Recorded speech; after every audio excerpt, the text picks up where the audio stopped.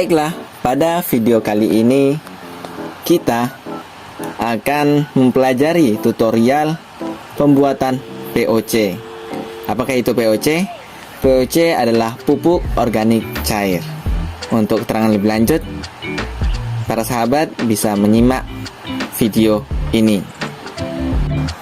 Baiklah teman-teman, berbicara mengenai POC, maka kita akan membahas terlebih dahulu tentang pupuk organik. Pupuk organik adalah pupuk yang diproduksi secara alami dan tidak menggunakan bahan-bahan kimia tambahan yang biasanya bisa berbahaya bagi lingkungan dan berbahaya untuk dikonsumsi. Pupuk organik terbagi menjadi dua, yaitu pupuk organik padat dan pupuk organik cair. Setelah mengetahui pupuk organik, maka kita akan mencoba memberikan contoh apa yang disebut dengan pupuk organik padat dan apa yang disebut dengan pupuk organik cair. Untuk pupuk organik padat ada dua contoh, yaitu yang pertama pupuk kandang dan pupuk kompos. Pupuk kandang sendiri adalah pupuk dari kotoran hewan. Ini efektif untuk menyuburkan tanah dan tumbuhan karena mengandung banyak unsur hara mikro seperti fosfor, nitrogen, dan kalium. Untuk pupuk kompos memiliki beberapa manfaat, yaitu memperkuat zat hara pada tanah berpasir dan mengaktifkan unsur hara dalam tanah. Sekarang kita akan memberikan contoh pupuk organik cair. Pupuk organik cair itu dibedakan berdasarkan bahan pembuat dari pupuk organik cair atau POC. Di sini kita akan tampilkan 4 bahan pembuat pupuk organik cair POC yang mudah kita dapat di kehidupan kita sehari-hari. Yang pertama adalah kulit buah, yang kedua adalah air cucian beras, yang ketiga kotoran hewan, dan yang terakhir adalah nasi basi. Keempat bahan ini tentunya sangat kita sering jumpai di kehidupan kita sehari-hari. Dan nanti di video selanjutnya akan kita tampilkan tutorial pembuatan POC dari keempat bahan. Baiklah sahabat, sebelum kita memasuki tutorial pembuatan pupuk organik cair atau POC, alangkah baiknya kita mengetahui manfaat dari POC. Kita harapkan akan memberikan motivasi kepada para sahabat untuk dapat mempraktekkan tutorial ini di rumah. Manfaat yang pertama yaitu dapat memperbaiki fisik tanaman.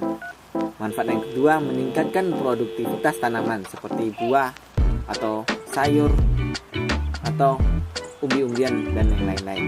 Yang ketiga, dapat menggemburkan dan memperbaiki tanah. Yang keempat, mencegah datangnya hama pada tanaman. Yang kelima, efektif bagi pertanian dengan sistem hidroponik. Dan yang keenam, sumber makanan yang mudah diserap bagi tanaman. Mungkin masih ada manfaat-manfaat lain yang belum kita tampilkan. Baik para sahabat, sekarang kita membahas tentang tutorial pembuatan POC. Seperti biasa, tutorial pembuatan biasanya itu membutuhkan bahan dan alat.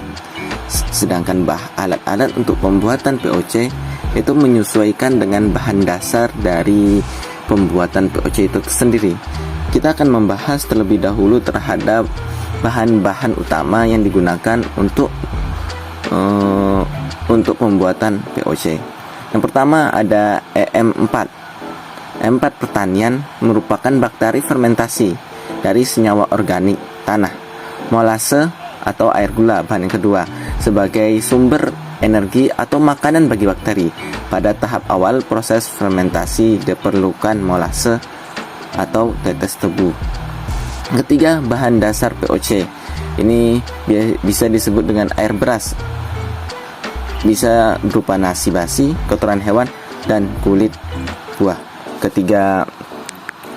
Keempat bahan ini adalah bahan yang ditampilkan, yang mana merupakan bahan yang tidak terpakai dan bisa gampang kita temukan sehari-hari.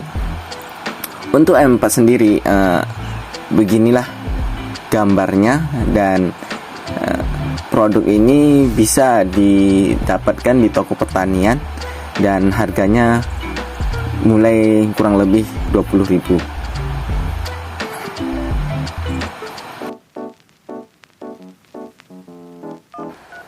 Baiklah, sekarang kita masuk ke pembuatan POC. Tutorial yang pertama yaitu POC dari nasi basi. Cara membuatnya, yang pertama masukkan nasi basi ke dalam botol air mineral. Di sini kita menggunakan wadah air mineral, botol air mineral karena bisa ditutup dan mudah didapat. Kedua, tuangkan air gula ke dalam nasi basi tadi. Usahakan masih ada sisa ruang udara di dalam botol. Yang ketiga, tutup botol rapat-rapat dan simpan di tempat yang tidak terkena sinar matahari. Jadi karena bakteri dari M4 adalah bakteri fermentasi yang bersifat anaerob, maka disimpan di tempat yang tidak terkena matahari dan botol ditutup rapat-rapat karena untuk menghindari dari masuknya binatang-binatang kecil yang nanti dapat merusak hasil fermentasi. Yang keempat, setelah 2 hari, buka sedikit tutup botol agar udara di dalamnya keluar dan rapatkan kembali. Karena ini proses fermentasi, maka akan menghasilkan udara selama prosesnya. Maka agar botol tidak menggelembung, maka setiap beberapa hari harus dibuka agar udaranya bisa keluar dari dalam botol. Dan yang terakhir, di hari ke-7, cara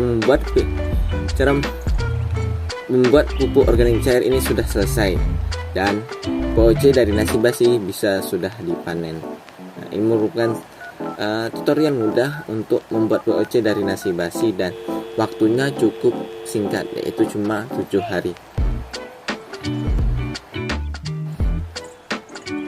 Oke, selanjutnya kita akan bahas tutorial pembuatan POC dari kotoran hewan. Seperti biasa, cara membuatnya yang pertama, aduk kotoran hewan dengan air hingga rata dan larut sempurna. Tambahkan M4 atau bubuk fermentasi dan air gula, lalu aduk kembali hingga merata. Kedua cara kerja ini bisa kita lakukan di dalam ember yang ada tutupnya, di wadah ember yang ada tutupnya. Yang ketiga, tempatkan pada ember yang tertutup, lalu letakkan di tempat yang terlindung dari sinar matahari. Sama seperti cara tutorial yang pertama, karena ini menggunakan M4 pertanian, maka mereka merupakan bakteri anaerob, maka agar tidak terganggu oleh serangga-serangga yang nanti akan merusak hasil fermentasi, jadi dilakukan di tempat yang tertutup dan dijauhi dari terlindung dari sinar matahari. Yang keempat, setiap 3 hari sekali dilarutkan. Larutan dibuka dan diaduk karena untuk menghilangkan udara yang nanti ditakutkan akan membuat embernya menggelembung. Dan yang terakhir, setelah 3 minggu pupuk organik cair bisa dipanen.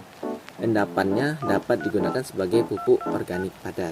Jadi untuk tutorial POC dari kotoran hewan ini relatif lebih lama, tapi dia menghasilkan 2 produk, yaitu POC, pupuk organik cair, dan juga ada pupuk organik padat yang seperti sudah kita jelaskan di slide sebelumnya.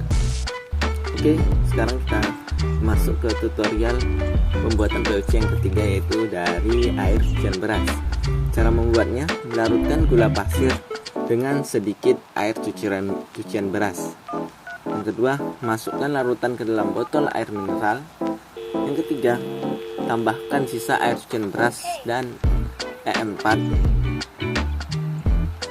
Yang keempat, simpan di tempat gelap dan bersuhu ruang selama 1-2 minggu hingga bisa dipanen. Ini cukup simpel ya, dan bahannya terbuat dari air cucian beras dan ini sangat mudah untuk didapatkan.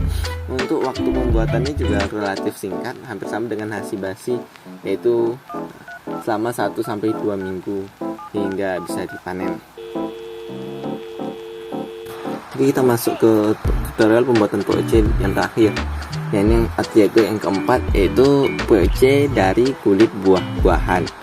Cara membuatnya, yang pertama, potong-potong kecil kulit dan sisa buah-buahan. Ini mungkin agak lebih ribet ya, Yang kedua, larutkan gula pasir dengan sedikit air di dalam botol. Ketiga, masukkan kulit buah E4 dan sisa air ke dalam botol. Yang keempat, kocok hingga semua bahan menyatu. Dan yang kelima, tutup ketat botol dan simpan di tempat yang terhindar dari sinar matahari. Yang keenam, setelah 1 hari buka tutup botol untuk membuang gas dan tutup kembali dengan kondisi longgar. Dan yang kelima, yang ketujuh, setelah 14 hari pupuk bisa dipanen dengan ciri aroma yang keluar menguat seperti aroma tapai. Jadi salah satu ciri-ciri karena fermentasi untuk kulit buahan atau sisa-sisa buah, maka akan menghasilkan aroma seperti aroma tapai. Dan ini untuk tutorial ini lebih lama ya, yaitu selama 14 hari. Oke, kita masuk ke kesimpulan. Pertama, kita simpulkan bahwa pembuatan POC itu gampang kan.